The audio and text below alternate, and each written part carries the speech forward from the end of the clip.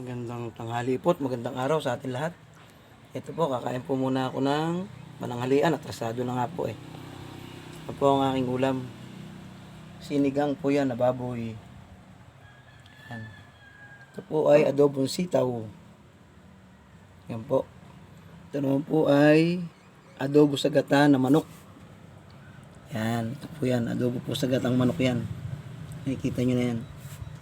Ito po ay pinirito yung meatloaf, Philip.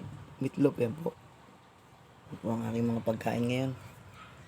Kain po muna tayo. Gutom na po. Ito ang mga ulam ko ngayon. Ayan.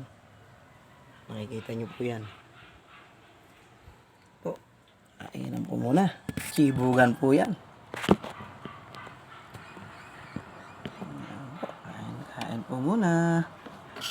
Sa mga hindi pa po nananghalian. Ito po pala, ginataan langka naman yun. O, ginataan langka po yan.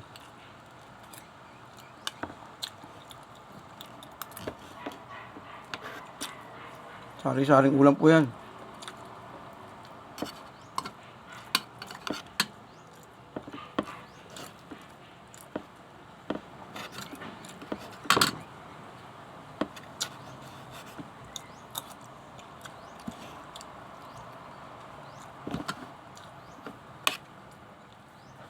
Tayo po'y kumain muna.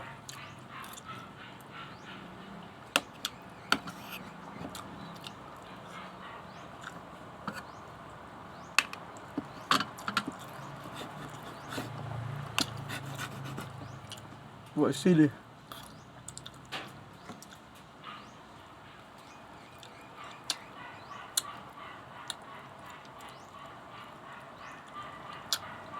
Buga na mapait yung sili. Walang paras. Laki-laki ay.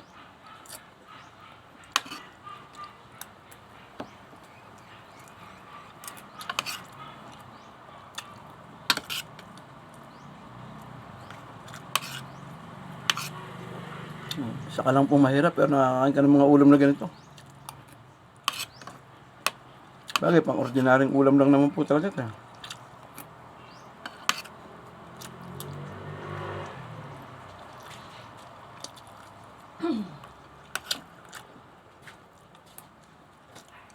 Alam, binili nga lang po yan sa mga tindahan ng ulam.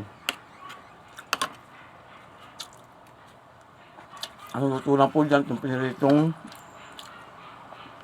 meatloaf, saka itong ginataan langka. Ano yun ang umaga po. Niluto.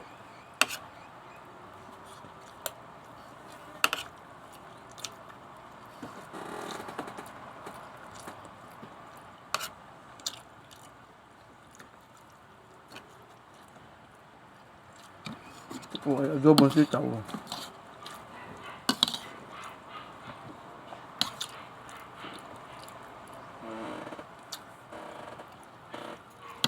Ito pong adobong sitaw, baboy din ang sahog na hiniwa naman po ng maliliit.